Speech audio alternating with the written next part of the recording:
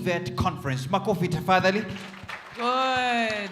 Excellent. Very They good. passed the test. Absolutely. Now, Mina, one of the things we enjoyed yesterday was Menti. Yeah, absolutely. And I would like for us to engage a bit on it. So if you could enable the screen so that everybody can see, Yes. go on to menti.com. There you go. There we go. Menti.com. As usual yesterday, yes. And the code is 5247 4447. Absolutely. 5247 447. And we would like to know today, if you are a vegetable, what would it be and why? Yeah, we are not calling you a vegetable, but we're just if you asking are. you to think.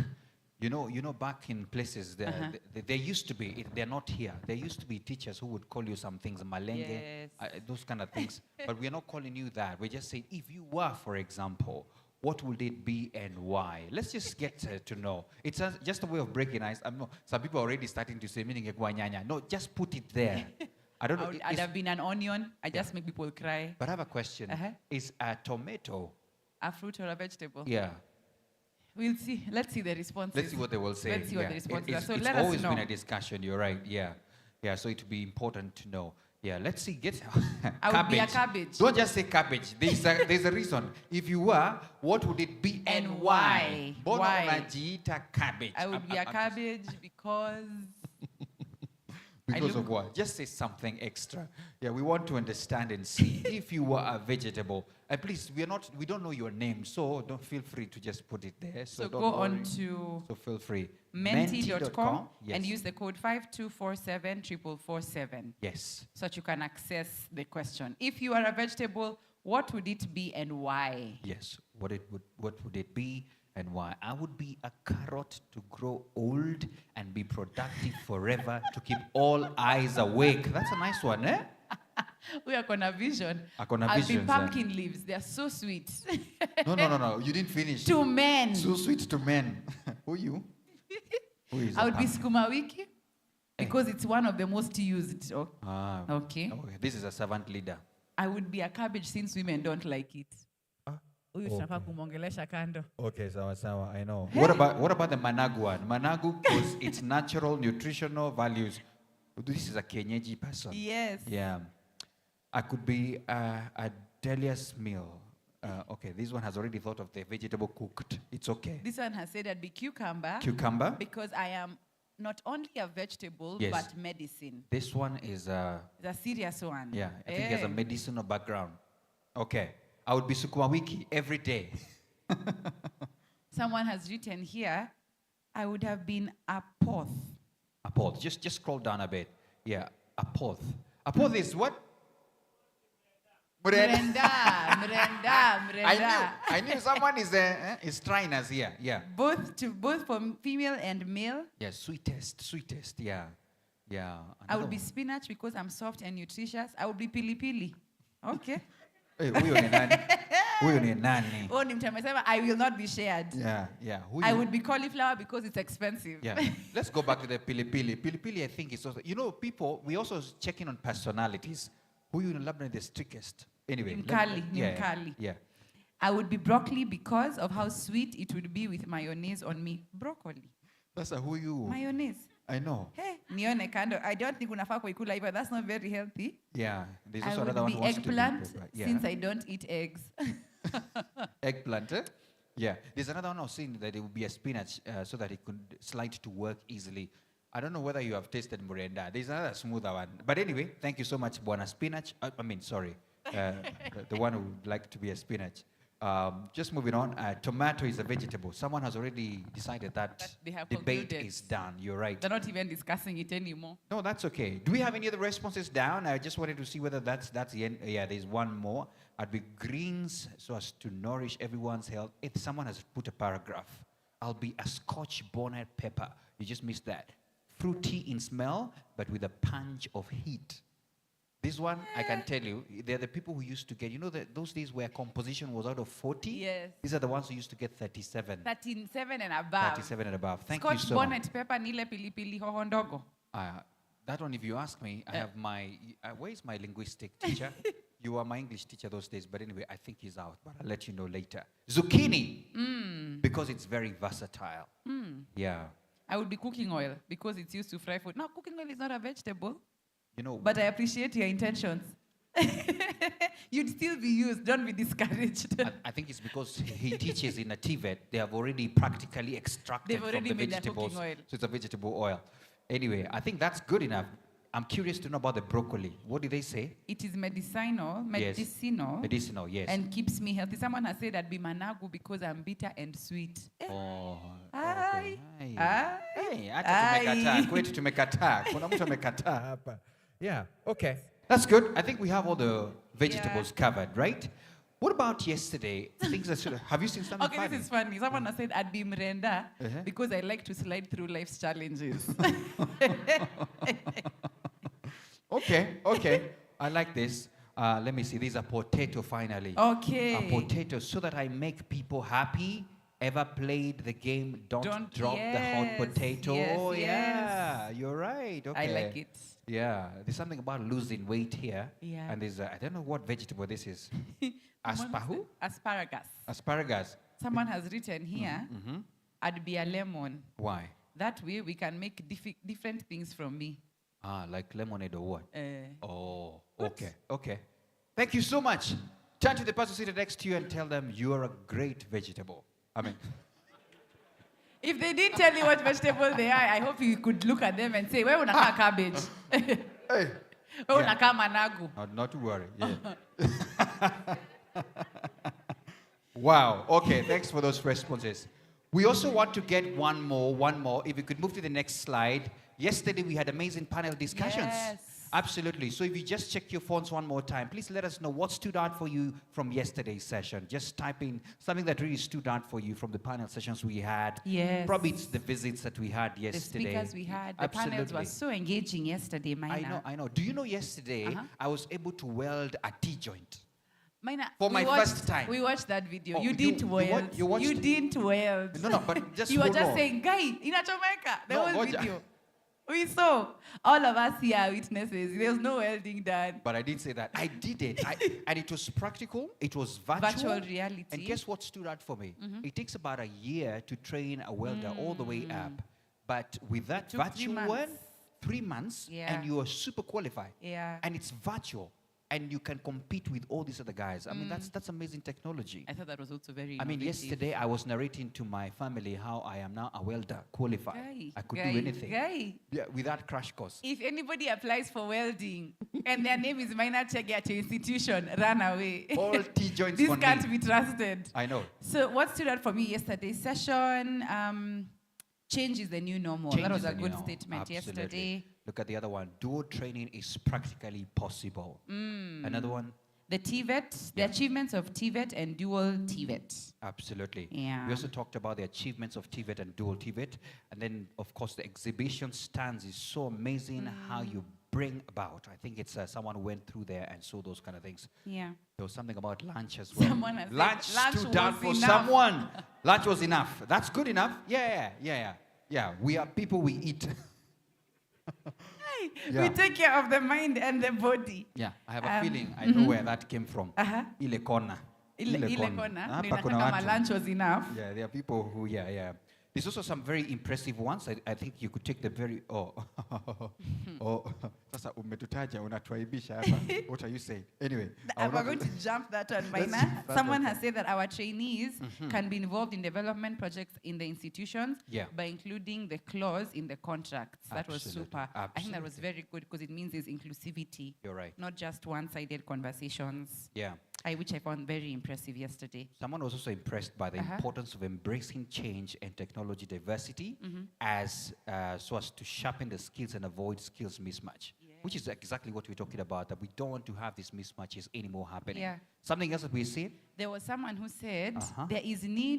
need The need. for retraining KS Tvet Yes. trainers. Yeah. I think yesterday we had from private sector, I won't point in which direction, juu ni kama damu ilipanda kidogo amongst the trainers, I when they know. were told that the trainers Yeah. need to be trained Yeah. before they start training. You're right. Yeah. And the director responded very well and said, Yeah. anyway, a journey just stops to the step and we are on our way. Yes. We shall get to those levels where we can get even the latest technologies being trained to our TVET So institutions. we give it time. Absolutely. Yeah. Yeah. Can we read 2 more or so? Yes. Just hold on. Someone was impressed addressed by the CEO, Alice Alice. Kandia. She's well. She's well. This is, I don't know She's whether it's well. hell. She's just well. I think someone is a medical person, they could tell. She's well, and I liked her words. She made youths keep high length. I liked the alcohol project. Oh, alcohol project. It's a project, right? Yes. I was wondering, we didn't share any alcohol here, but Ama anyway. hao waliona just- baadaye. Yeah, yoni badai. Maybe, I don't There know. was Let's see another one here. Atichocha.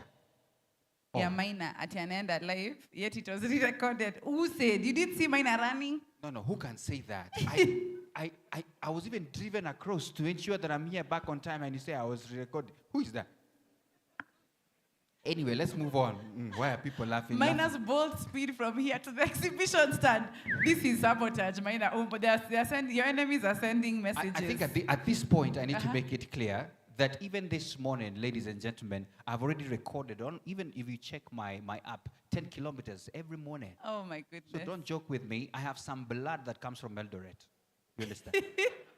Iyo damu ni ya Mursik too. He doesn't run. Don't believe him. He doesn't run at all. But I think the feedback is very encouraging. Means that Absolutely. yesterday we had a great time. Yeah. I'm seeing some people saying the exhibition stands were inspiring. Excellent. Yeah. Different institutions, congratulations to all the exhibitors. Yeah. The panelists met my expectations. Yeah. There's also people who are very specific with exhibitions. Yes. For example, I think there was a Klala multifunctional dress, which is Yes. good. Someone is appreciating you and not me. It's okay. It's okay. Right. Boy, child. It's okay. It's okay. It's okay. Okay. And we have reached the end of the presentation, I believe. Thank you so much for that feedback. Let's appreciate ourselves. Asanteni sana.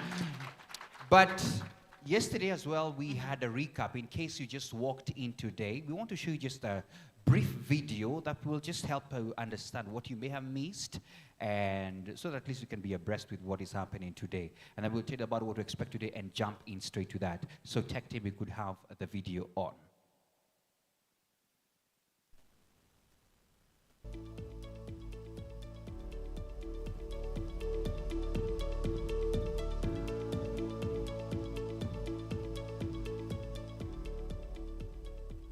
What has been happening is a skills development led by the Tvet, and now we are changing to skills development led by the industry.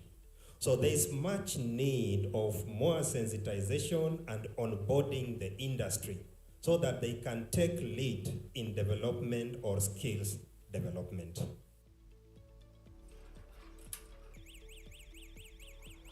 In this model, a rotation model is developed, where students move between the Tvet school and the industry in blocks. Term 1, they start in school, they're introduced to the various theoretical aspects of a certain concept of the training. They go to the industry, then they come back to school, then to the industry, until they complete their course, depending on the duration of their training. The concept in the dual is that you don't have attachments. You have apprentices or interns, which is a different word, but the important thing is that these young people from the beginning are employed by the training company, which creates a very different linkage. They are part of the company, they learn the culture of the company, they learn the skills in the company. For you to enjoy this journey of change, it is important that you start finding joy in the tides and the waves of change. Ours is a call to all the stakeholders to embrace this at a position where you are, and let us recognize and equip our youth with the skills and competencies that will help them get jobs that will help them along the way. Thank you so much. Let's appreciate the team that has ensured we don't miss out on anything, and even putting this together so that at least we can not leave anyone who popped in today behind. So what's next for today? Today we have very many engaging panels, Maina, and I think one of the things I would like to ask you is to just be very attentive and listen in, because they are so life-changing. And at this point in time, I'm going to invite the first panel, which is centered around skill evolution, bridging labor market gaps for a dynamic workforce. Such a relevant conversation, isn't it? Absolutely. we And the have a moderator for this one is Mr. Noor Mohammed, Vocational and Technical Training Deputy Director from Garissa. Let's appreciate him as he comes up to Makofi introduce his tafadhali. panelists. Let's appreciate him. Let's appreciate him. Yeah. I can tell you behind the scenes, his tailor is the same as the president's. Makofi tafadhali one more time. Yeah.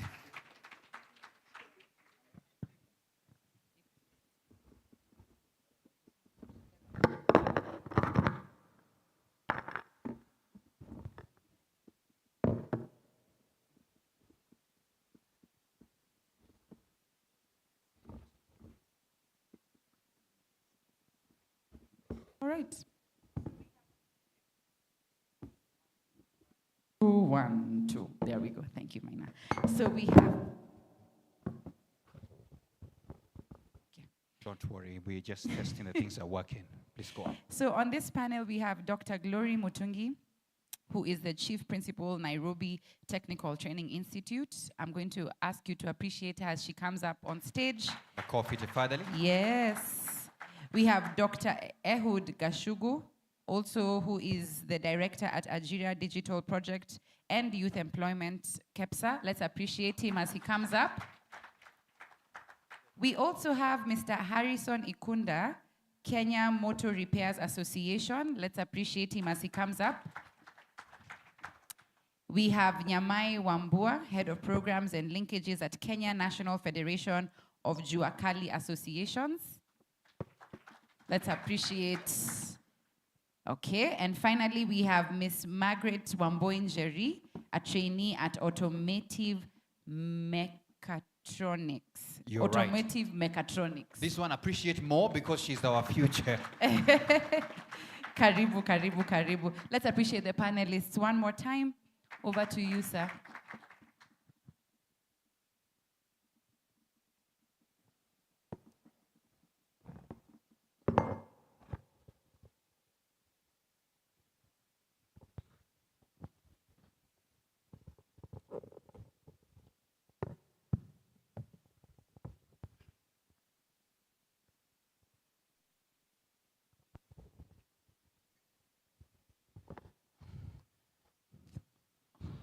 I think we can start. Good morning, members. Welcome to this panel discussion. Today is the third day of our Tvet conference. Thanks to our sponsors, GIZ, and the brothers from the Finnish government. And of course, the last 2 days has been very educative for us, full of knowledge, full of experience. And of course, many of us are now in a position to be able to take something back to our institutions, to wherever departments we are all coming from. So today is not an exceptional day. It is just part of the continuous discussions that had been happening here in front of you. And today we will be discussing skills evolution, bridging labor market gaps for dynamic workforce. So you can imagine there are a lot of skills that are cropping up, a lot of skills from various training institutions, from various departments, but still you can be able to realize that there is a gap. So today in front of you, there are very able, very eminent persons from various stakeholders of Tvet. Of course, they are not just here, but of course they are very integral and vital figures for us as a Tvet. And I would like to introduce the people in front of you. They are very important people, starting with me. My names are Mohammed. I'm Mohammed Noor. I'm the Tvet County Director for Garissa and Tana River counties in the northern region of Kenya. And I have also 5 more panelists. One of them will be joining us.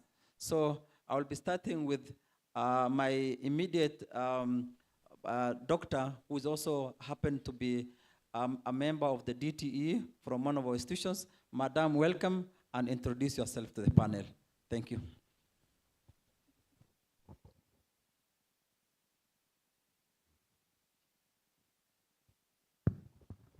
Thank you, our moderator.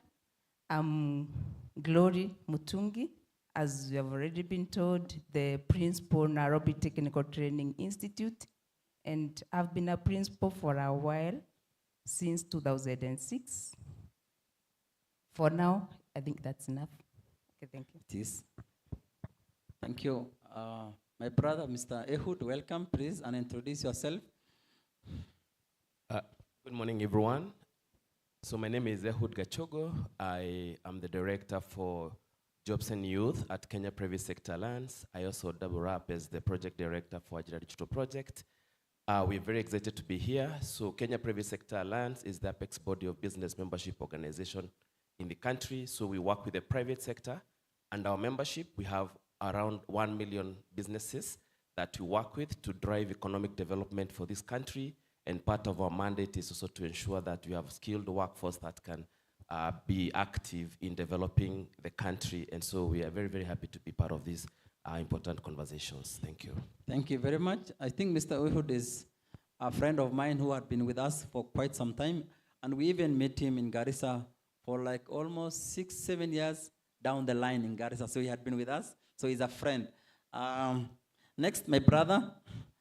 Welcome and introduce yourself, please.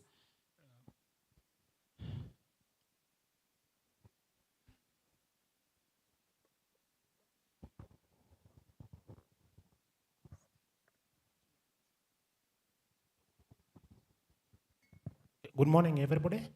My name is Arison Muirigi Ekunda. I'm the Chief Executive Officer for Kenya Motor Repairers Association. Just to explain who is Kenya Motor Repairers Association, is a trained association for auto garages and car dealers. To mean anybody who repairs cars in this country is potentially a member for Kenya Motor Repairers Association. We have been in existence since 2002. I've been the CEO for the last 9 years. Prior experience was in the insurance industry, gambling, media, and so on. We'll talk more when I explain what we do, but we act as a critical nexus for the students who are coming from the Tvets, because most of the employees employed in garages, auto dealers, and so on come from Tvets, and some from the universities in Kenya. So there's a lot of experience, and we have been also a nexus for what GIZ and the government of Kenya has been trying to achieve, bridging the gap between the training and the experience in the industry. Thanks so much. Thank you very much, Mr. Harrison Ekunda. And of course, all of us happen to be an automatic customer. And of course, I think many of us here own a car in one way or the other. And of course, motor vehicle industry is one of the booming industry. And the Tvet department is looking into this industry as one of the important industries that we all need to attach our trainees to because of the demand in the labor market. Last but not the least, we have got Margaret Wambua, who is a trainee in one of the technical training institutions in Nairobi. And of course, she's also more glad because she's seated with her principal. Dr. Glory is her principal. And she's sharing the podium with her principal because it's going to be a very something to enjoy. Of course, it's going to be go a long way into her diary, sitting and sharing a podium with her principal in the panel. So, Madam, welcome and introduce yourself to the members in front of you. Thank you. Thank you. Good morning, everyone. My name is Margaret Wambui. I'm a graduate from Nairobi Technical. I started my course in 2020, finished at August 2023. I was at Nairobi Technical for the theory, and I went to Sifao Motors for the practical part. And I can now say I'm an automotive technician. Automotive mechatronics technician. Wow, mashallah. So that is something to impress this. Of course, having the right mind here, of course, she's going to share her experience in the institutions and, of course, that one of the industry. And industry has been taking a center stage for this conference because without industries, our institution, our trainees cannot be able to go to the market, And of course, industries is an eye opener for them into their work. So today, we shall open our conference, our discussion here with those with these two gentlemen and the two ladies from here. And of course, we shall be waiting another member who will also join us in the later part of the discussion. As you know all, the topic is skills evolution, the rise of various skills in the market. You can be able to know various skill providers in the public and in the private institutions, but still, you can be able to realize that there's a gap in the absorption or in the employment. Do you know why? It's because we are not getting the right skill for the right industry. It's severe. Yes, because we need to get advice. We need to get labor market information. Which skill is rightly needed in our market? So to take an overview of all this, we shall be having a round table for of the guests in front of you. And of course, I will start with Dr. Ehud. My brother, you are in the market and the public and in the association, in this association for quite some time. What is it like to take the youths in this market so that they can be able to be absorbed in the market? What skill do you think is the right so that our youths can easily be absorbed and they don't just take any skill within the market? Thank you. Thank you. Yeah, thank you very much, moderator, for that very important question that you've asked. Allow me to open my response by saying, private sector is not just invested in skills development because it's a good thing to do. It is invested in skills development because that's the only thing that we can do. The business case for private sector investments in capacity building for young people and ensuring that they have the right skill goes beyond just the fact that they're going to work in the industry. But it is a testament that businesses have to make sure they are creating markets for their businesses in future. So as we start there, it means that the interest of businesses with impacting relevant skills to young people is of no question. Then the question is, then what is this then that makes that difference or that intersection quite a challenge? In the industry, the aspect of innovation runs every single day. And so what we have been doing as an association is to look deeply around the threats in the industry and pick the nuances in which industry is moving and try to curate programs, interventions, collaborations, partnerships that then speaks to what the industry is doing. In furtherance to that, we have 5 key things that we've been pursuing very, very deliberately. The first one is the concept of digital transformation. As the world continues to experience significant shifts in many dimensions, we know that the skills required in the industry are evolving and evolving at a very fast speed.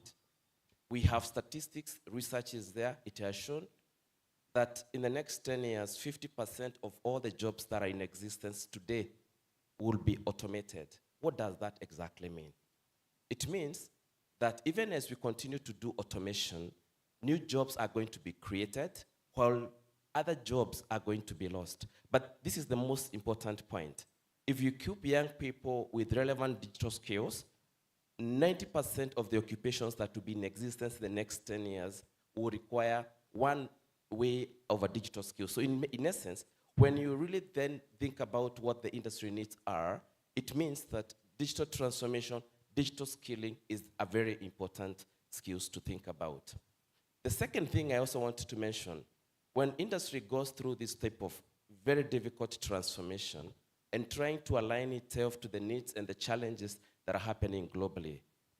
The skills that are now then more prevalent, you will also appreciate, is around creativity, problem solving, and ability to understand and comprehend complex situations that the businesses are confronting.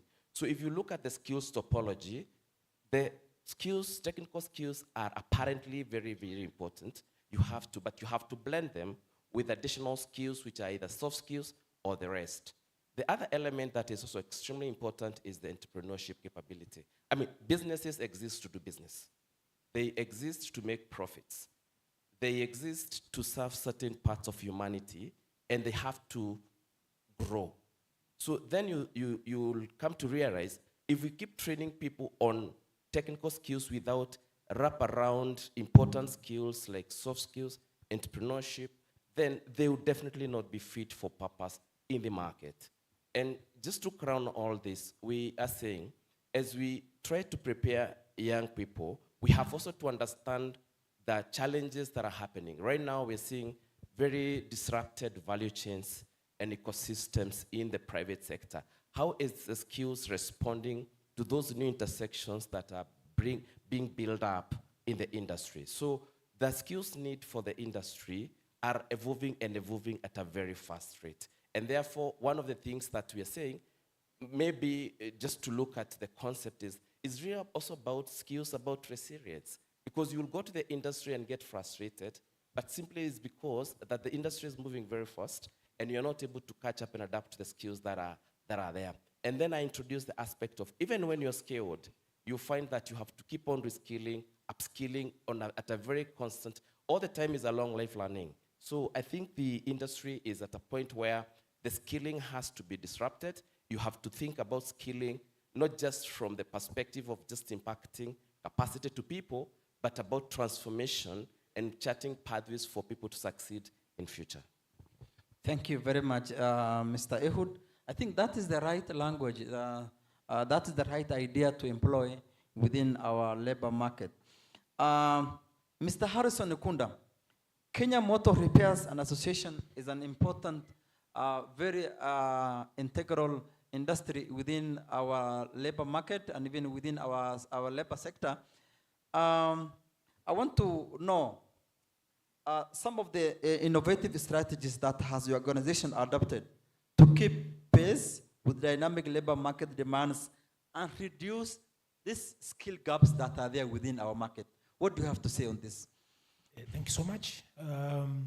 First of all, maybe, as I mentioned, we are a trained association like any other, more or less like unions we have in this country, like NAT, I think is a famous one. There's UASU for the universities and so on. So even trades have their associations, like you have accountants have the ISPAC, Law Society have LSK and so on. Only that ours is not entirely regulated in terms of you must be a member. You can't practice a certain trend unless you are a member. So ours is free, open for anybody to join. So in there, we have garages, we have auto dealers, we have associates who are, for instance, they sell auto parts. The other guys who are also consultants and so on. And they are diverse in their nature, including paint manufacturers and so on. May with the numbers explain a few things, maybe could open some eyes for some young people in this country. If you look at the repairs for vehicles which come into the market every year, insurance alone. If you look at the claim segment for the motor segment alone in the insurance, personally, I was privileged to work in the insurance industry from the junior to a senior position in various companies. So I saw all these numbers as a finance guy. So each year we're talking about billions of shillings which are spent repairing or writing off vehicles. Now, anybody who owns a car in this country, at one time or another have to go and change oil, change the brakes, do some maintenance. Otherwise, that machine will let you down at some point. So we are talking of billions of shillings which go to this sector. Looks like an undiscovered gem. And then, if you look at the industrialization journey of Kenya, this one sector, or let's say industry, which the government cannot ignore, because the propensity to create jobs is huge. You look countries like Germany, where GIZ come from. You look countries like Japan. Auto industry is one of the biggest movers of the economy. And so is when US have issues with the auto industry, there's always complaints. So you get a lot of politics around some of the states in US, especially around Detroit and so on. So, what is the situation in Kenya today? We have, from some statistics we have been involved in, we have over 5,000 small, micro to big garages. Big garages to mean the likes of Toyotas, DT Dobby, Mitsubishi, and so on. But there also other very big garages which have been started by individuals repairing all manner of vehicles. If you look at the number of people employed in this sector, they land in hundreds of thousands of people. Variously, some supplying oil, some supplying parts, some involved in one way or another. Now, what's the trend of the industry? This industry will be one of the biggest movers of employment in this nation. So it cannot be ignored, because people always use vehicles, whether they come electric, whether they come hydrogen, whether they come to use solar, you have some guy who must maintain that vehicle. So it's a very important industry you can never ignore. So what are we doing to make sure that we incorporate or we bring in guys who can cope with the trends in the industry? Let me give one trend you may be aware of. The world, due to climate change issues, is moving towards electric vehicles. Do Kenya have that capacity to deal with the electric vehicle ecosystem? The answer currently is no, because we have all the issues of a charging system. The government has been very innovative. It tries to bring Kenya Power in and the other guys to start the infrastructure. So even our training institutions is one area we'd want to get involved, to encourage them that we need to have guys who have at least some basic theory about the new technologies coming in the market. Vehicles today are not different from mobile phones. If you buy the latest Mercedes or BMW or even Toyota, you know most of the things, gadgets, are electronically controlled. So we need guys who can do mechatronics, who can do the software part. So, and this requires technicians. Mr. Harrison, if I may chip in, the mushrooming of various garages in this country is at a higher rate. The mushrooming of garages. Yes. People who are dealing with this kind of industry in the market. Because our youth and our trainees from various institutions also need to, join the right garages. Yes. So what are you doing to, control this market of motor vehicle industry? Thank you so much. Now, in our association, what we've done, we grade garages based on the various categories, based on the capacities. I mean, not every other garage is a good garage. You have so many roadside garages and so on. But by the way, may I explain something? Some of the big garages we have in this market started as roadside kiosks. Somebody started with some spanner and some jack and something, grows to a garage, which at some point you see the guy is doing a turnover of 10 million shillings a month. You can imagine if I repair the latest Range Rover, if it had an accident, you can see the repair cost could come to anyone about 3 million. So I'm saying we do categorize them based on the capacities in such a way that when we advise the insurance industry or the government institutions, don't deal with this garage, is category D, they can't handle that kind of machine. So if you bring your students for recommendations to be attached to various institutions, to various industry players, we advise you choose category A, B, C, and for various reasons. They have the tools, they have the people who can train them on how to move on in terms of capacitation. Thank you, sir. Thank you, Mr. Harrison Ekunda. I want to come to Dr. Glory. Dr. Glory, you are one of the leading institutions in the skill provision or skills training institutions. And this issue of labor market, skill gaps within our market, I'm sure our institutions are one of the strong stakeholders in terms of addressing the issue of skill gaps. So what is our institutions doing to keep this labor market demands and reduce this skill gap within our market? Thank you so much once again. A lot is being done, and we have come a long way as Tvet institutions, as I alluded earlier, having been in the sector for quite a while, by saying that I became a principal 2006. I was a deputy before, I was a dean of students, I was a trainer. I can tell things have evolved. There is a time we just used to train for the sake of training. Just get the curriculum from KICD, train our students, grill them actually like high school so that they can get distinctions and credits and complete and go looking for jobs. Things have changed. And at Nairobi TTI, what we are doing is making sure any opportunity that comes to help our trainees meet the labor market demands, and I'm sure every Tibet is currently doing that. Like, we have already jumped into the dual training, where my daughter will tell more the experience that they have gone through. By the support of GIZ, we have been able to collaborate with quite a number of automotive industries and companies like Simbacort, CMC, Divin. Some of them have donated equipment because we didn't have them. We expressed our challenges to the industries. They donated equipment with conditions, obviously, that we train the artisans even outside our trainees. And that is what we have been doing. And we have realized when you create a good relationship with the industry and the companies, they will respond to the needs of the institution by taking up our trainees. Like in the dual training, it's 50-50. They start in the institution the 3 months, the next 3 months they're in the industry. This one makes sure that they are in touch with the requirements of the labor market. For any Tvet or any trainer to be competent, we have 3 things. We have the content, which is the curriculum. We have the trainer themselves. We have the infrastructure or the equipment that they are normally using in the institutions are also in the industry.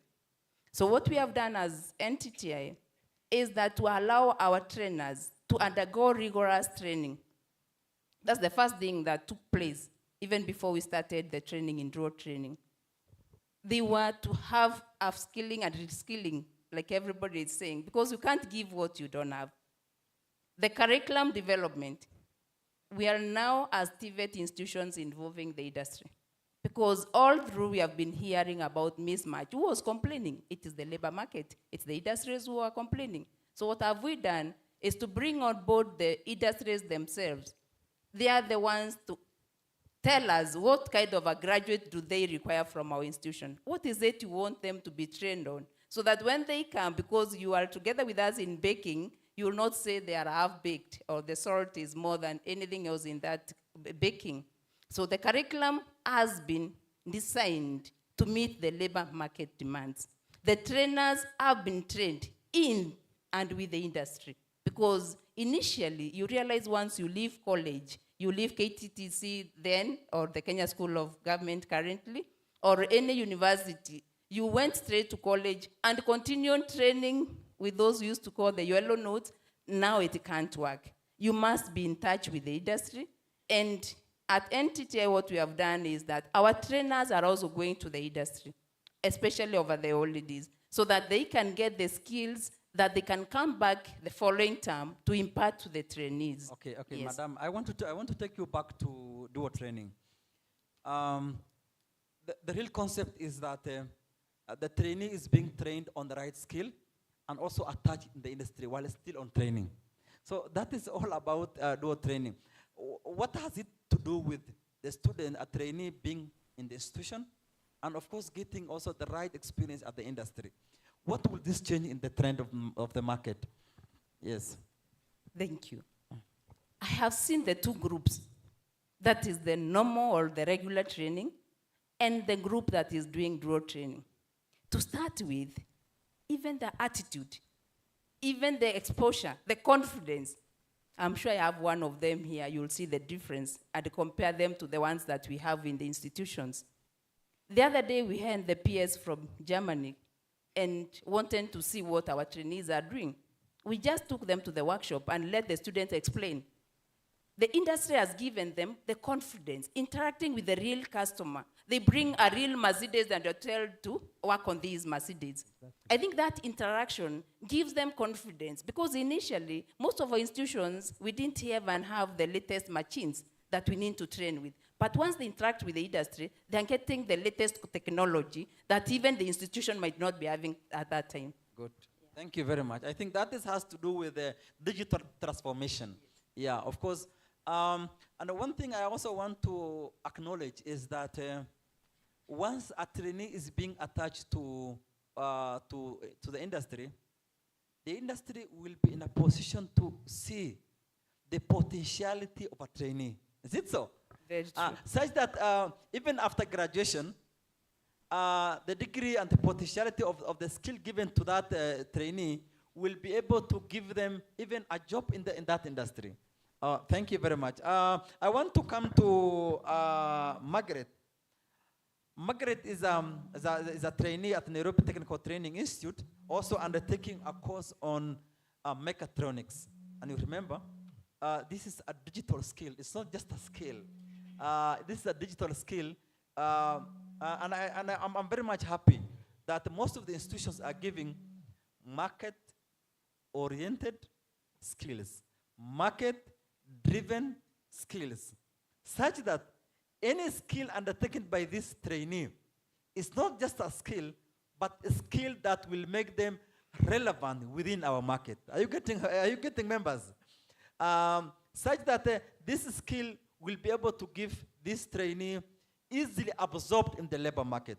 So, Mrs. Wambua, Madam Wambua, give us your life experience in Nairobi Technical Training Institute, and what has given you to undertake this type of skill in the institution. Welcome.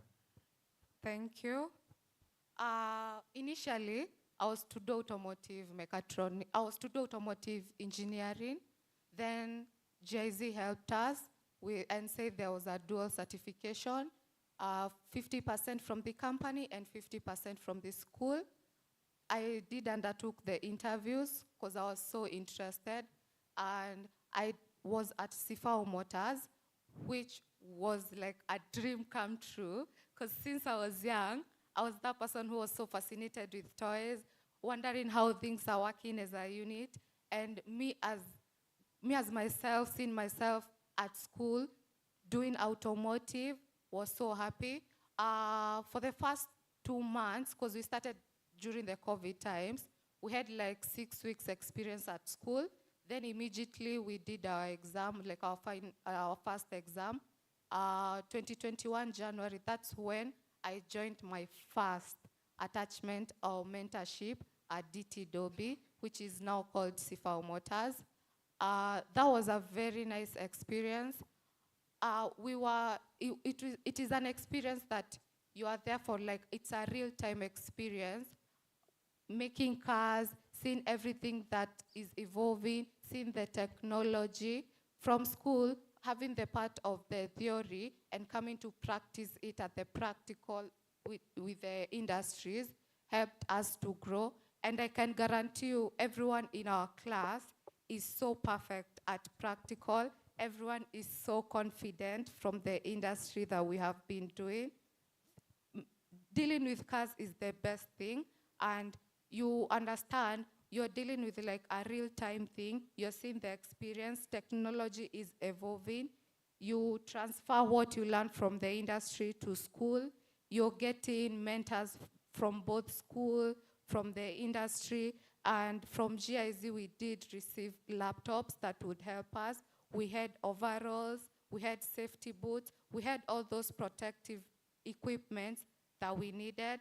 And for the experience, it built my confidence, it built my skills. I can say that I'm an automotive technician. I can perform services, I can do diagnosis, depends with which type of car it is, depends on the understanding of the car, depends on what is the goal or what we need from the car.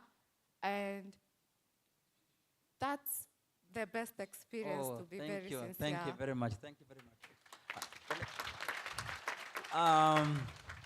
I wish, I want to bring to attention the issue of career guidance, which is also very important. Because right from the childhood age, our sister was in the field of coming up with a program that is undertaking now.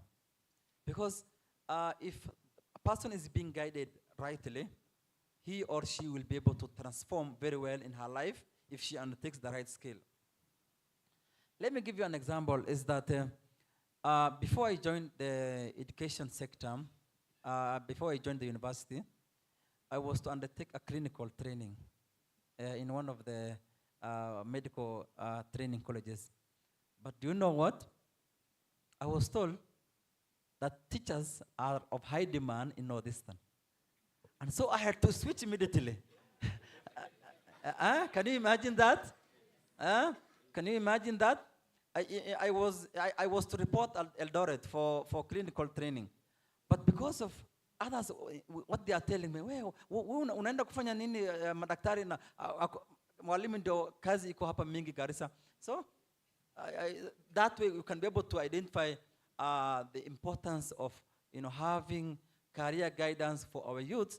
And Madam Gloria, this is the right time. I think we need to come up with such course within our institution so that our youth and our trainees are able to streamline in the right talent and the skill that they have already have in mind. I want to come to Mr. Ehud. Mr. Ehud, how has your organization, and of course that is Ajira Digital, been collaborating with other stakeholders, including institutions, industries, the government agencies and bodies, to create more responsive and dynamic skills ecosystem within our market? Welcome. Yeah, thank you for that question, and I'll answer it in two ways. First is an apex body of the private business membership organization, and then I'll shift a little bit on the work we are doing on the digital economy. On the aspect of the work we've been doing, we've had very long-term collaboration with both government as well as training institutions in trying to find the right policy fit that will help in evolution of the skills development in the country. And so way back from since 2010, we've worked very, very closely with various government agencies, departments, and ministries. And I remember, like, for example, in 2010, we piloted the very first World Bank program that was looking at supporting private sector become aware of how to run successful internship programs. And that's actually part of the mentorship that you've touched. And the great successes there were the fact that private sector started to become open to the fact that they see young people as a talent and a resource.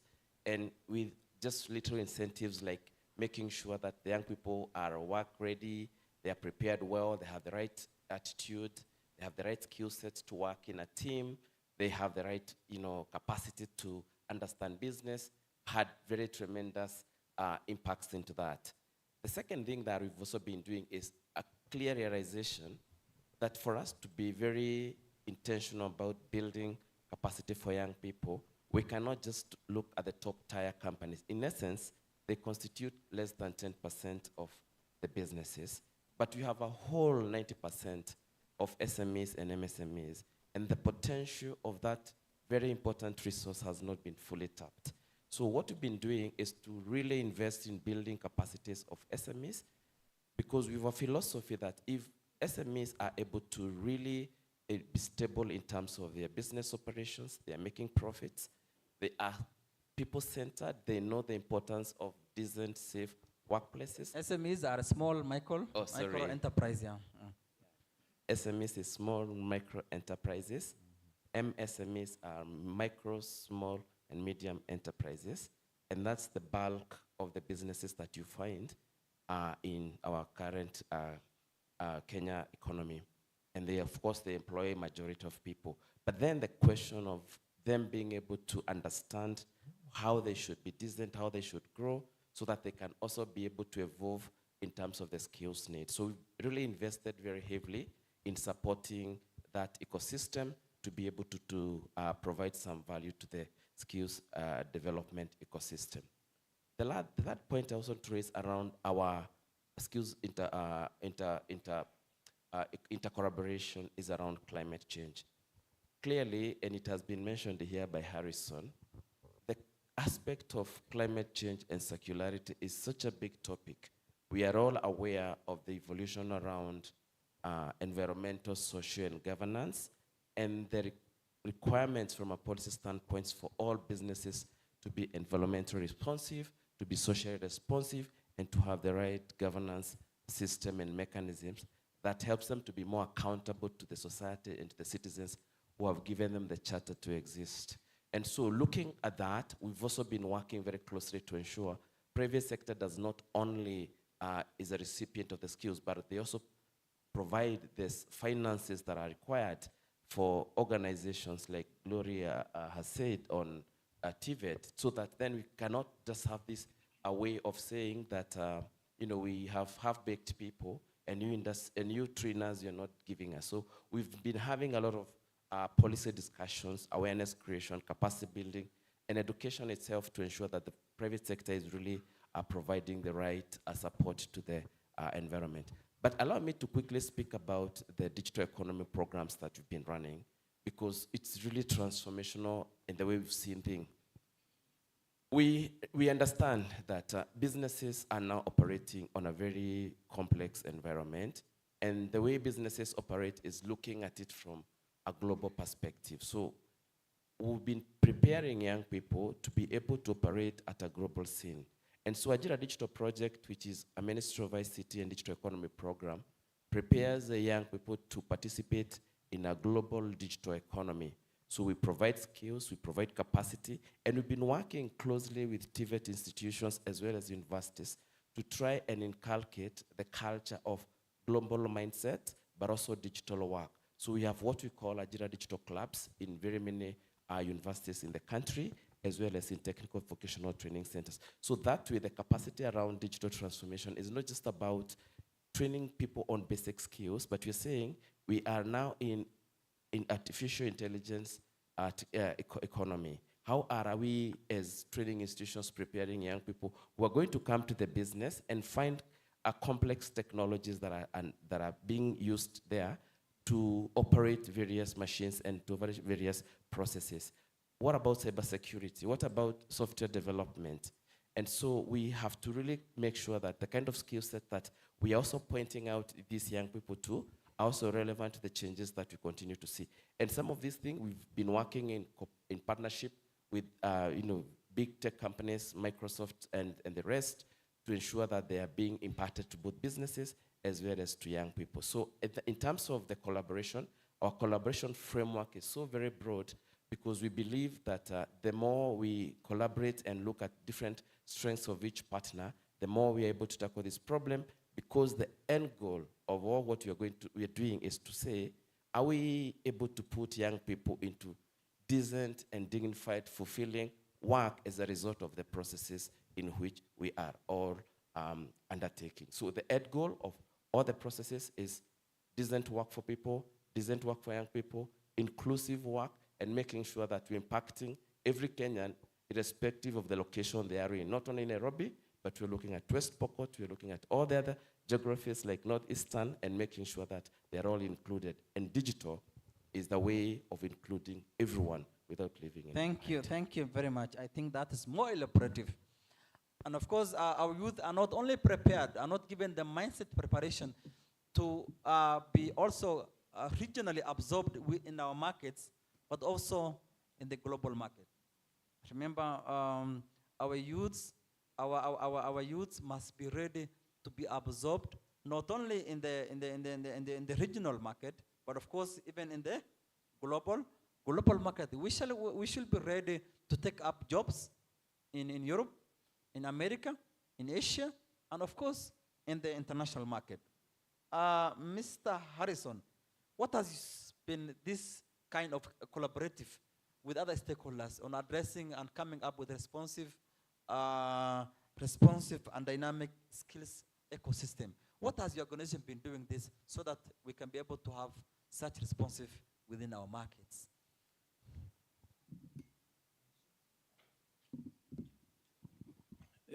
Thank you so much. May I digress a bit because there's a point the prior speaker from KEPS have said, and the young lady was impressed me so much that is appreciating what is happening in the industry and in the training institutions in Kenya.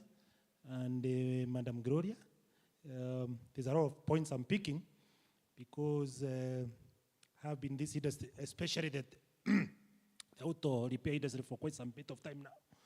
Even being an employee in a garage. One of the things I've seen in Kenya, which I need to emphasize, is especially on career nurturing, career strategy. This is a place where we fail so much in Kenya. You have said that you are forced to train as a teacher just because somebody told you there's a shortage of teachers in Northeastern. I will tell you my story. My uncle was a very successful businessman in timber industry. So me, I wanted to be a somira, like him. So my parents happened to be teachers. They told me, hang on, we can't allow this nonsense. I probably could be the next billionaire, like Bill Gates or Elon Musk of this world, or Zuckerberg. And if I look at the history of these guys who have been so big in the world, like I was reading the story I was watching the story of Zuckerberg the other day, is that he started very young, nurtured, and he mastered the act of computer programming when he was very young. And that's what we need to guide these students. Tap the talent very early. The same case with the footballers. Look at how they have grown, the Messis and the Ronaldos of this world. That's what our training institutions and the entire ecosystem of training should be doing. Now, because I have very short minutes, I've been warned already. I can see the warning somewhere. What are we doing? I thank GIZ and I thank the government for building the synergies between the industry and the trainers, and that interventions of very many, even ourselves, we are looking for other guys to intervene so that we can do a lot of advocacy so that young guys, when they are joining training institutions, they're not joining it blindly. They know that there's an industry which is ready for them. And these are the kind of skills we need for the industry. The same goes for the training institutions. So don't just bring us the theoretical part as used to happen before. You're giving us guys who are almost market ready. And I can tell you for free, I went to a neighboring country just the other day. I met some young Kenyans repairing motor vehicles. And these guys have never gone to any college. And they own such a big garage. They're repairing all the government vehicles, insurance vehicles. And these guys run through apprenticeship. Actually, some of the guys come from slums of Kibera. So one of the things I thank the government, that's prior learning recognition. Yes, RPL. Is one of the best innovations we are bringing in this country. Yes. Yeah. So a lot of collaboration, but we are seeking for more and more and more of that. Thank you very much. I want to also bring this agenda of labor market information. Labor market information. Labor market information. Actually, these are some of the guidelines, some of the information that we need to require. And Madam Glory, labor market information is very important aspect in our market. We need to know which type of skills is trending in this region, in this country, in East Africa, and even in the global market. So how do you think we need to share this kind of information with our industries? Because it is the kind of skill that they require is the kind of skill that we need to train and equip into our youths. What do you have to say on this, Madam? Be accelerative. Thank you. Apart from the dual training, all the students in Tvet are going for attachment, although some of it is too little, maybe because it's just 3 months every year. But we have departments. That is why our high lows are here. It's not only a one-man show. Like in our institution, it's a whole department with a representative from every department And when the trainers go to see the students in the industry, they have a template, and we are collecting data and information from the industry. What is it our trainees are able to do? What is it they are not able to do? What is it you want us as the institutions to polish up when they come back to the institution? And that is the best way we can collect information from the source. Because I will not cheat you that we have done any thorough research on the labor market that is documented, but I can tell you every institution can give feedback from the industry that they have collected during seeing the students on attachment and come back and compile that information. And actually it is shared back in the department that when I went to this industry, they told us this is what we need to do. Look at, for example, hospitality. A few years ago, we were picking orders using booklets, tea, mandazi, but currently it is on technology. Nobody is using the hard copies. So when they come back from the industry, they tell the institution, now we need to have computers and train our students how to get orders using the softwares. These days, COVID has taught us, when you go to the hotels, you used to fill forms. Now you are doing it through the technology. We need to train our students so that when they join the industry, they are able to leverage the best technology that is already in the industry. So where are we getting the information from is through the places our trainees are going for attachments where they are being dual trained, and we get the feedback right from the industry itself. Yes. Thank you very much. Margaret, you have been in the training for a couple of years and now you are in the market. What is it like to have for a youth to go, to take all that time to be in the institution and of course to be in the industry? And of course, for you, as I'm acknowledged, you have already been approached by various employers. Is this so? So what do you have to say to the youth maybe who are online here, maybe who are able to observe, to hear, and of course go trend on this social media that are all on our eyes, and maybe they have to take one or two from you today? Thank you. First and foremost, my mom noticed my passion since I was young, and she understood that that was engineering, but there was that classification of which engineering is it, and I only had one toy that was okay, which was a train, and one made car. So I decided to do automotive engineering. So if the passion is there, we can work on any other thing or any other situation that it is. Thank you. At the school, the guidance was, you have to listen to what you're being told. You have to understand that you're young. You have to understand that you need growth, and you have to listen keenly to everything that you're being told. You have to understand that other people have experience and they understand who you are at the moment or the position that you are as a student. Just take everything, do your best. If you do your best, you'll have the higher possibility of becoming the best at what you're doing. Thank you. Follow your passion and just be you, listen, and just be nice, be obedient, do what you're told.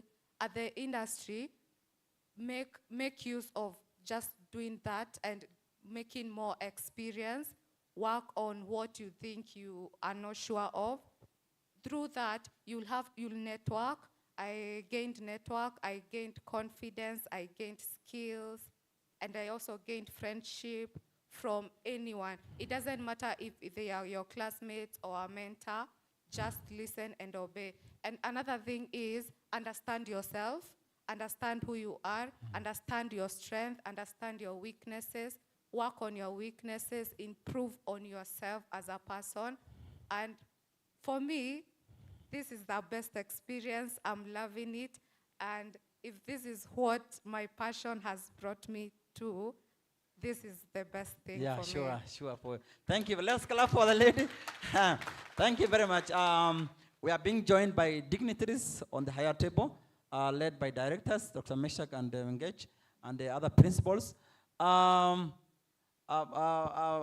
director, Dr. Meshach, one thing that has cropped up in this table is that we need to have labor market research, such that our industries are guided on the type of skill that our trainees are undertaking, such that our institutions are guided which skill is market oriented, that our youths, once they undertake, they can easily be absorbed. So I will give you that opportunity once I'm closing.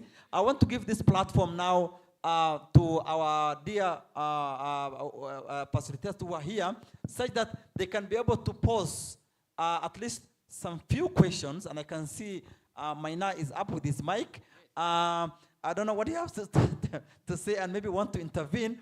But of course, let us change the trend, because you know all of us where you're all coming from, and with various institutions. Let us be able to ask the most relevant questions in respect to the topic of today.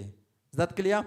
So, Mr. Maina, you will choose for me people who are able to ask questions, and then we'll be able to ask our moderators to answer, our panelists to answer. Excellent. Thank you. Okay. So I think the instructions are very clear, and I can see already a hand here. The question, if you want it direct to someone who has spoken, you can say, my question is to this person, so that it can be answered directly. Make it straightforward. We may not need the story behind the question. Just go to the question. Thank you very much. Now to Dr. Hehu. By the way, my name is Jojo Tieno from Riyadh. I'm the ILO. In your opinion, what do you consider as the biggest gap? Because we are changing over to the CBET training in the institutions currently, in the current training. Is it insufficient training? Is it, or is it poor training, or is it outdated training? Because we need to get that clear as we embark into the new rollout. And very fast to our Tvet office, Tveta, CBET is being rolled out in all programs. But I kind of feel as if there's so much emphasis in certain areas than others, especially we seem to focus so much on manufacturing. And yet we have other fields, medical and other areas. Thank you. Thank you so much. Let me take that. I think that was directly to someone. Yes, sir. Yes, sir. I cannot even pass here. Yeah, thank you very much. My name is Herbert Wanyonyi Msuya, the principal, Sarisha Technical College. Since we came on, I think Monday, we have been sharing experiences over the dual system. I, as a person, at one time had an opportunity to attend the dual training system in Germany for 2 years. That was way back in 1998. When we started talking about the dual system, I think I should have been the one who had been in Germany for the longest period. Thank you very much. Nobody has an opportunity to let me also share my experience in Germany. Thank you. Wapi makofi yake? Asante sana. Thank you very much. Sasa hii pande, because of gender, let me just give a lady and then I come this way. I'm coming. Okay. Straight to the person. Asante. Thank you. Now today I have only half a second. Thank you. Now to motor vehicle industry. Innovations, the institutions are doing many innovations in the colleges. For example, the Nyeri National Polytechnic, there is that vehicle using solar. It is 3 years down the line. I don't know if there is any improvement. You've assisted the trainees on what they have done, because every time I see it, it is the way I saw it some time back. Is it the same case that when we come here next, we are going to get the same innovation now from another country, improved, costing a few millions? What are you doing to our trainees during Science Congress, during Tvet fairs? They have many skills exhibited. After nationals, what next? I'm yet to see anything beyond that. Now, another question is the motor vehicle garages. You've classified them B, C, and the rest. Most of us here own vehicles, I'm sure. I don't know if there are a few of us who normally visit those other garages, like B and C. Most of us go to the Juakal, which is 90% of what the repairs are done. Now, my question is, what are you doing to build capacity of this, because that's where we always end up. And only the last one, Madam Mutungi. We're always supervising students during attachment. During the attachment, we normally give recommendations. Is there any forum where these recommendations are disseminated? Or they just end at the college, then what next after recommendations? Thank you. Thank you. Okay, so I just want to have a dialogue with our panelists because we have so many questions and we have just limited time and we want to take as many as possible. So if you could make your answers very short, straight to the point, and any after one people can see on the side, but please answer that. That's round one. I have a feeling we have another round to go. So let's just tackle that then. Mr. Harrison, most of the questions were directed at you. So, yes. Yes, start answering, but very short though. Very short answers, yes, please. Go. Yeah. Asante sana. She's gone out, unfortunately, so I don't know. She's an amazing person. Just go on. Okay, fine. I was asked about the classification of garages in the country. Unfortunately, even myself, before I went to this association, never used to know classification of garages, A, B, C, D, or what is 2-spanner or 3-spanner, what it meant. This is a campaign we have been carrying around, and we are doing it aggressively, especially through social media, and even on the national, or rather the mainstream media, the legacy media. Because one of the challenges we see, once you have a breakdown or your car has a problem, you just rush to the nearest garage, maybe in where you live, or your estate, or where your friend has referred you to. Unfortunately, the other part of it is that in insurance, where the car has an accident, mostly the guys are referred by the brokers and the agents and so on. Now, what we are doing as an association is do massive education, but it takes time to change the status quo. And not everybody probably will see this in the social media, not everybody will see it in the mainstream media, and so on. However, why the emphasis on the classification is because we want somebody who repairs your vehicle to take responsibility. So if you're class A, we know what they're capable of. B, C. Actually, those are almost the same class, but we ensure these guys have insured their premises, just in case your vehicle gets fire or damaged further, these guys can take responsibility, they are insured enough that they can compensate for the damage.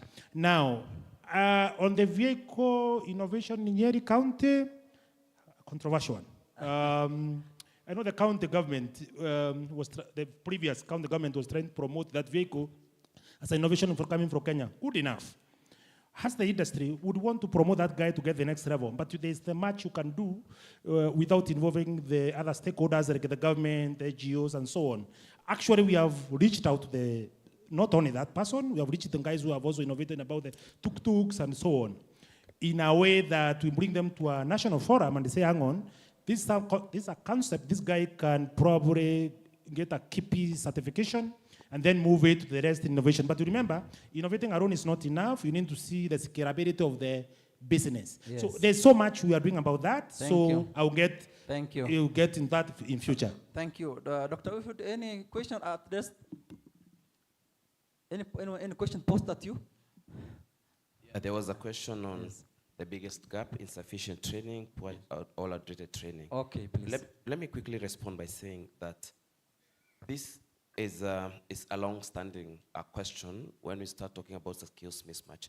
But I think the era of skills mismatch is slowly coming to an end with the kind of investments that are going towards, revolutionizing the collaboration between industry and the training institutions. But what has been the biggest challenge is the aspect of development that has been taking place in silos, where education is seen as a sector that's not connected to business in the private sector. And I think there's a lot of now effort that's going towards that. So if you ask me, the challenges are, the three things are all have been there, but there's a lot of work that is also happening. I also know that one of the challenges we've been trying to address is the fact that are we training people where there are opportunities, or are we training them to go and do out activities? So there has been that sort of collaboration, whether as we continue to train, we are training people where we have seen greatest opportunities for them to make money or to get jobs or to get employed, or we're just training for them to say we are filling the number of mechanics in the country. Thank you. Yeah. Thank you. Thank you. Before I come to Dr. Golori, remember the issue of triple P. Public, private, partnership is the way to go. Institutions, remember, all of you are coming from various institutions. Partnership is the way. Try to approach various partners which are within your environs so that you can be able to partner them so that, in order to have a smooth running of your institutions. Let us not wait everything from the government. They are willing partners, they are willing donors, they are willing organizations who are ready to deliver with us a right skill within our market. Dr. Glory, the issue of CPET question, please. Okay, thank you. There is the latest that has been asked about what is it that we are doing. After collecting the information now from the industries through the trainers who go for assessment, I remember before I came to Nairobi region, I was in Mount Kenya region, and we had organized a feedback session with the industries and principals of the region, and I'm sure the same can be done. I'm happy I'm seeing my chairman here, David Mwangi, the chief principal in Nyeri National Polytechnic, that CATI can organize forums regionally where the ILOs, principals, and industry meet so that we share feedback that we have received and has been compiled by every institution, and we receive feedback from the industries, even in a forum that is well organized. It has happened before, and it can continue happening. We have gone fully CBET, and the good thing is that all the principals, we have embraced that. We are now working with the challenges that are coming with it. Remember, going CBET, there are the ratios and standards that have been set up by Tvet. For instance, if you look at the dual training, the ratio of machinery trainers is maybe 20 per workshop.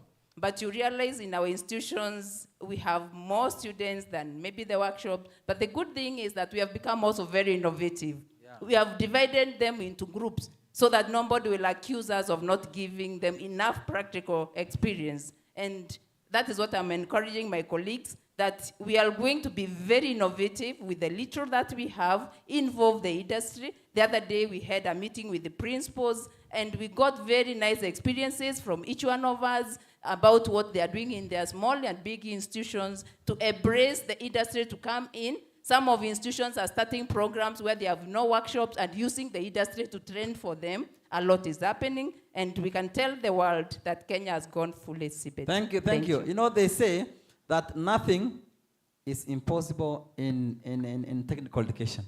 So Tibet, we need to improvise everything at our disposal. So please ask 1, 2 or more questions. Let me pick 3 as well from this end. Okay. There's one hand here that is burning, right?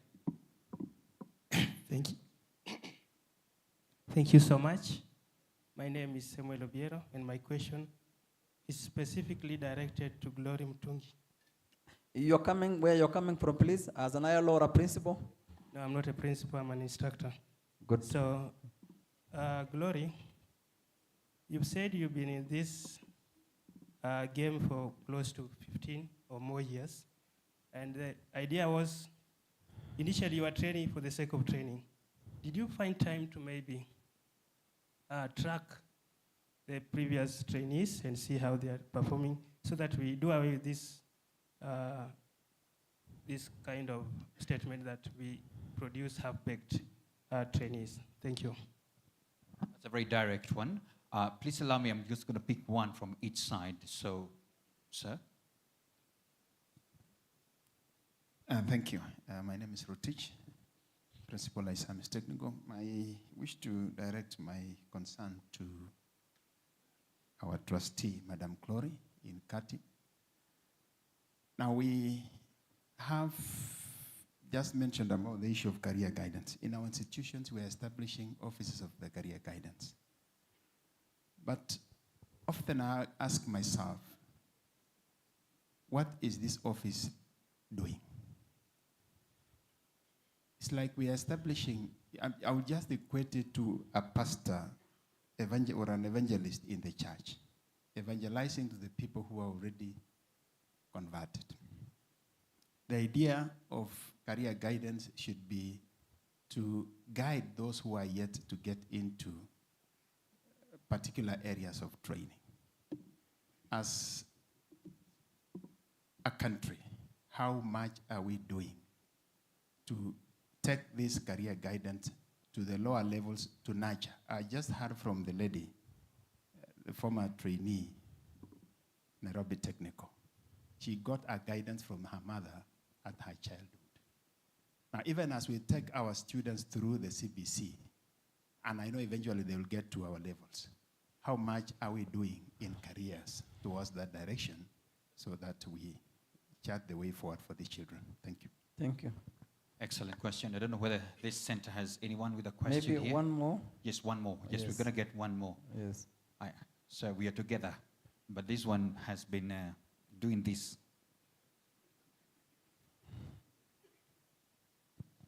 I'm Stephen Agumbi from Bondo Technical.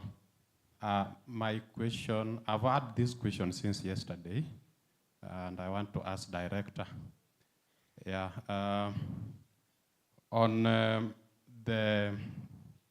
at least to address the issue of nothing for us without us, is there any incentive that the government is having in place for the industry so that they accept to play the role in dual training, because it seems to be a very big issue. We are giving them a big responsibility. Thank you. On top of course, promise that the retraining cost will be reduced. Thank you. Thank you. Thank you. But Director, even as you try to prepare and answering that question, try also to give a global picture of what is happening on the issue of labor market research.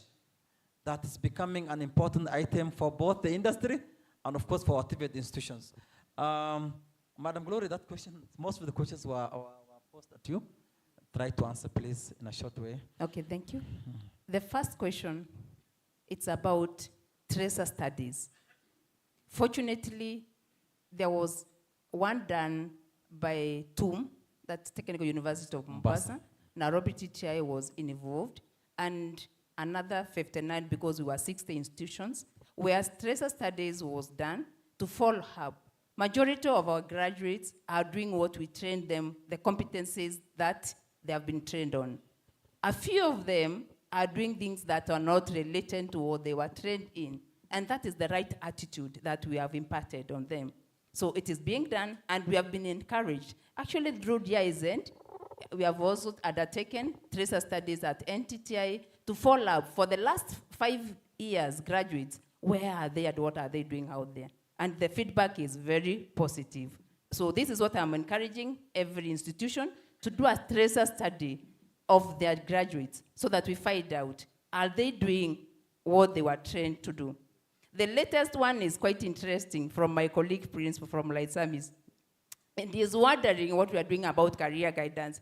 Fortunately, all of us here are parents or you have children around you. How many times have you discouraged a girl from using a toy, which is a vehicle, and given her a dolly of a pink dressed thing? Because that is what a girl should do. If that was done to my beautiful daughter here, she would not be doing automotive mechatronics. Yes. She would be maybe doing hospitality, because that is what we are told when we are young. The roles of African women. Please let us change our mindset. We are doing a lot of sensitization.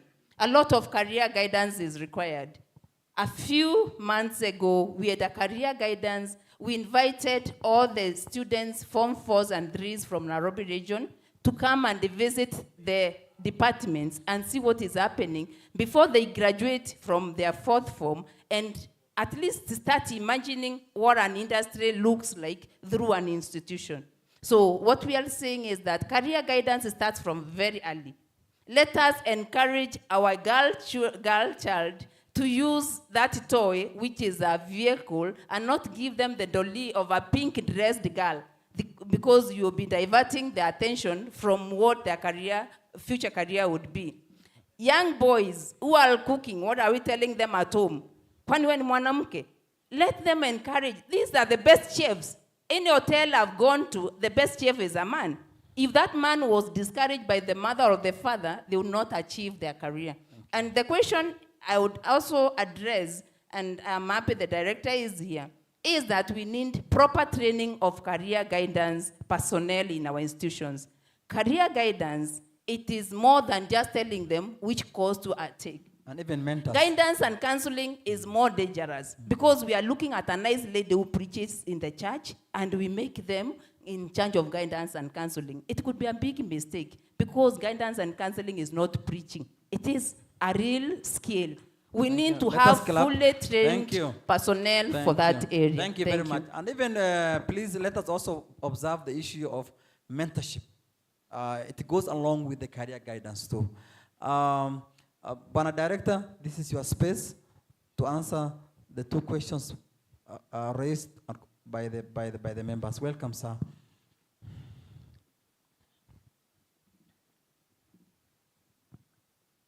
Okay, thank you very much. Good morning, everybody. Good morning, sir. Yes, I'm very happy of the participation that is ongoing, and indeed I came late, but I've come to the last session, which I've really enjoyed the questions and the answers. I want to start from where she has left. She has talked about Office of Career Guidance. I want to talk about it because I was part of the people who are formulating this. And the reason why we have offices of career guidance is to have a shift from what's happening in the normal. We wanted to have industry participation in career guidance. Not just the teachers alone or the preachers, as the way you are saying, but what we want, the reality is that the industry to come in the institution and help to inform the issues of careers. We learned that most of our students, when they leave, some of them, they don't end up doing what they have trained for. They change and go to other careers. So that's why the thinking is, can we bring in the industry within that institution so that these students can be given direction, the mentorship can be there, and so that when they leave, they now know what to do. That's why we have them there. And these offices of career are not just in the Tvet alone.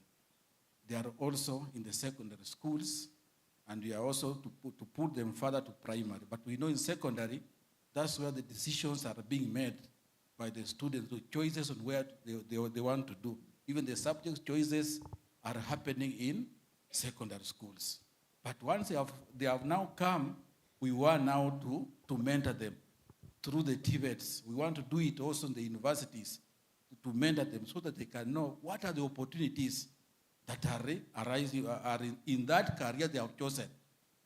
That one gives them a broad mind and they will know where to go. The issue of labor market information in the industry, Dr. Guantai wants to talk about it also. But I want to say that the Ministry of Labor is doing that. It's providing the labor market information. We have come at a time where we are no longer operating in silos. We are working together with all the stakeholders so that education, as we are training, we are also linking with the Ministry of Labor. If you look at your program, you will see how it's ending. When you are opening the program, you will see the CS education. And when you are ending, you are seeing that program, you will see the CS for labor and social protection. Why are we doing this? We are telling you that we are working together and we are collaborating together. We know labor, they know more of what's happening in the labor market, they feed in the education, and then we go on. The curriculum that we develop, we are not just developing for the sake of it. It is informed curriculum, informed from what's in the market, informed on the gaps that are in the market. That's why we develop those curriculum. And I know when the industry is involved in the training, there is a more they are going to benefit. The first benefit, you also know that we are training for who? It is the industry who will finally take up the trainees, the products. Because as government, we are training. But not everybody is going to be employed in the government. But they are going to the industry. And also we are helping this industry to reduce the costs. when the trainees go there and they're already, there's no mismatch. There's no more cost they are going to undertake in terms of that when they employ them. No more training. They'll just come in and go on. And there's also issue of, which is under discussion, about the tax rebates for industries that participate in the training. So there are more things that are there. And even much more is that in the Tibet institutions, we are also acquiring modern equipment, as I was saying yesterday, which are also for production. We are now allowing the industries to come and use them. And we have said that, in fact, the principals were told the other day, the PS was telling them, identify the industries that can work with you so that they can come and take advantage of this modern equipment that you have here, the machines that you are having for production. So as they are doing that, it's benefiting the industry itself, at the same time benefiting the institution. So all this is a collaboration. We must work together as a team and collaborate as a team for us to go forward. With that, I want to invite Dr. Kwantai. He wants to talk about the labor market. Kwantai was the CEO for Tvet CDAC, and he dealt so much with that. Karibu sir. Okay, thanks a lot. Good morning. Thanks, sir. Welcome, sir. Oh, okay. Thanks a lot. Oh, mine was, you are aware that you are talking of dual training. Are we together on that one? Yes. And we want to anchor it into our policy and the standards. We informed from the well-established economies who have implemented dual training. It's the industry that declares the vacancies for the trainees to be trained. Now, we have been talking of labor information here. Even in this country, I've listened to our industry, even our own peers. They have told us he has been approached by different development partners. They want 2,700, I don't know. They were in the institution, some of them, they want an ETC. But according to me, maybe in Nyeri, they did not get what they required. But was that information shared to all the other institutions? Here, we are saying, for example, the Ministry of Industry, Mercy State Department of Industry, and the expectant Dr. Njuma to be here today. They have developed an interactive portal whereby you as an industry, Dr. Ayun, you have been telling us you require these people. You require these people. You tell us, I require 20 of them who have done this with these specific what? Skills. Such that then, a given institution, the LOs are here. They also get to know, yes, there is an opportunity in this. Then also, you declare to us how many trainees do you want to support through dual training. And that is the best way, and that is how we can see it. We are happy with you, Dr. Hayund. You have talked about the anticipated skills, the same case with Anson and ETC. That one is, yes, labor information and research and ETC, that it's very good for us. But if between moment you require nurses, you require what ETC, let them be put in an interactive portal and let everybody see them that they exist so that these institutions can attach to them and they can develop those programs and even talk to those specific industries as we implement dual training. Thank you. Thank you. Thank you. Okay, I think we want to wind up now. Time is not on our side. I want to come back to my panelists here. We want to give final remarks, or rather what is called a parting shots. I want to start with Madam Wambua. What do you have to tell to our youths, please? And I've earlier also asked you that question, that the market is still viable, the market still need our trainees, and of course they should be ready to take up any skill so that they can change themselves, they can change their families, they can change the community and be able to be a very productive person within the community. What do you have to say? Thank you. Mostly as a girl in my industry, we receive like a lot of attention, and you have to take it in a positive way, because there was a time I was working at Express and customers are waiting for their vehicles, and when they see it's a girl performing their vehicles, some will have doubt, and you see like if you see me as a woman first before as a technician, you already have some conclusion already, but just do your best, satisfy the customer, and they'll see the potential and the greatness. And of course, the kind of diagnosis that you do to the vehicles is a digital one, not a manual one. All of them. It depends with the vehicle that has come, but now with more technology, we do most of diagnosis, but things like service, it's mechanical and it's manual, and it has to be done regularly, or things like suspension, braking system. So just follow your passion, try to do also new things, just don't be on one thing, try to just do a lot of things, perfect on what you're doing, try to be the best so that you can be the best at what you're doing. Thank you very much. Mr. Harrison? The future is very bright. Just to emphasize something which has been said by most of panelists, mentoring, career guidance, market research, market guidance. Most of our youth out there are suffering because they don't have this information. So there's a lot of advocacy to come from the industry, from the government, from the partners. Mentor, the most successful people. And then there's somebody who said about entrepreneurship. People should not look for a job just to earn a living. They can also grow the next phase of the industry. Some of the best industrialists or the best businessmen learn from the job. So we need to have guys who will build the next industry to make Kenya the next Japan, Germany, US of this world. Asante.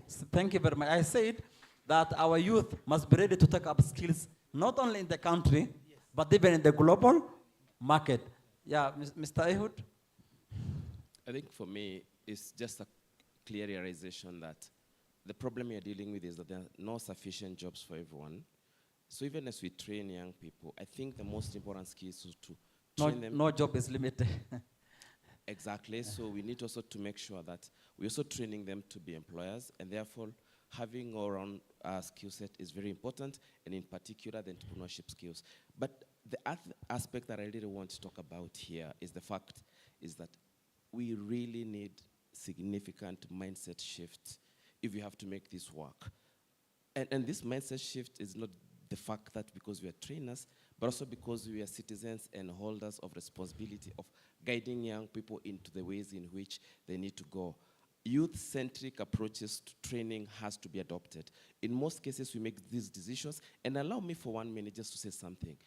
When I went for holiday last December to my uncle, and my uncle has this brilliant young man who has gone through Kabete Training College, did architectural, steward, but then this guy has not been working, but has been staying with my uncle at home.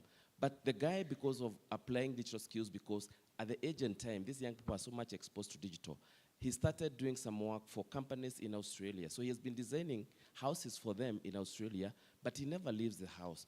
So my uncle thinks this guy has joined Illuminati and the rest because he doesn't move out, but he's making money and his life is in progress. So my uncle is asking me to go and look for a job for this young man.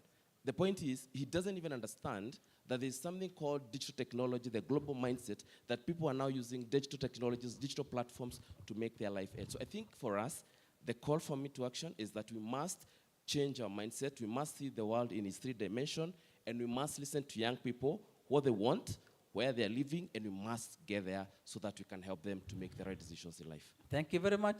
Dr. Glory, you are the final person winding up this program. And remember, the industry is looking at us, the world is looking at us to come up with the perfect skills for the market, and of course, to fill any necessary gap that could be there within our market.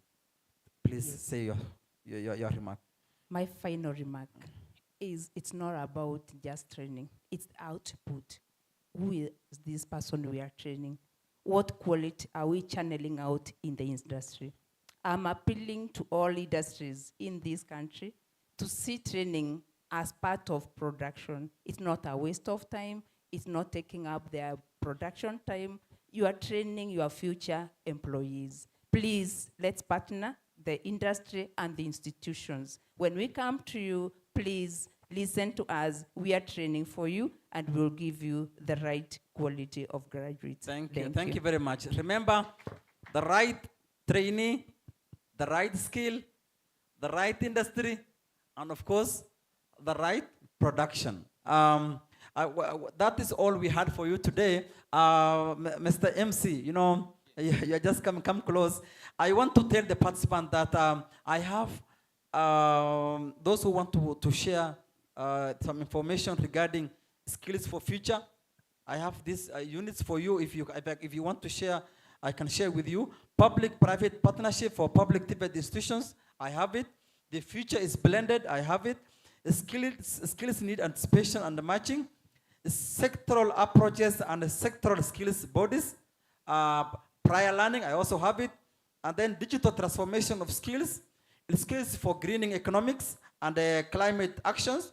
Quality assurance in skills and lifelong learning. Social partnership protection in skills. Financing skills. And of course, quality apprenticeship and competency-based learning on micro-learning. Thank you. That's all what we have for you today. And of course, please, thanks us later. And of course, if we have left anything left that you see that we were short of it, it is not to our makings. It has just happened. Please, we apologize for any shortcomings. Let's thank them now, not later. Wacha tuwapigie makofi tafadhali. That was a good one, right? Tech team, if you could just display the Menti, because we have several questions that were not answered, and there are quite a number, as you can tell. I think about 32 questions or so. So you guys, you're not done. As you are having your refreshments, we'll be looking at that so that at least we can read out some of the answers from the people who have asked. So in case you don't have your question, we didn't get to take your question, just use that code, share your question. They're not just going anywhere in vain. We're going to ensure at least those responses come out. Nyawera, that was an amazing session, is it? I really enjoyed it. Absolutely. Yeah. I think they Thank can just you so wait much, there. Mr. Moderator. You've given us such good direction in this panel. Thank you. The moderator is amazing. Yeah. For example, let me read one of the questions, then just cut me like he was cutting people. Trainers, industrial training as trainees. Thank you. That was a good one. That was a good one. You didn't let them waste time. That's Thank how you it so was. much. Excellent. Let's appreciate them one more time. One more time. Yeah. Very, very well done. There you go. Thank you for all of you who keep on sharing your questions. Please don't stop. Let's keep these questions on until the next session. Absolutely. Because I believe that they are still of importance, even for us to just know where we are. Yeah. And so please, let's just keep on writing the questions. Even over tea, please, if you have any question, please leave it on the Menti, so that when we come back, we can also see how we can go about answering them. Sure. We have 20 minutes for our health break and tea. Remember, as usual, as we said, it's not really a networking session. There's a temptation that comes to talk a lot there. Once we call you, please come in. Yes. And the tea break begins. Now. But how will it sound when you're telling them to come back? Maybe you can do so they can hear the voice and they know what it sounds like. Let's try that. Okay, ladies and gentlemen, that's what we're going to do. And then we'll tell them kujeni. Let's do it. Ladies and gentlemen, kujeni. So when you hear that voice, come. run back in, all right? All right. So please go and Let's have go. some tea. Let's go. Thank you so much.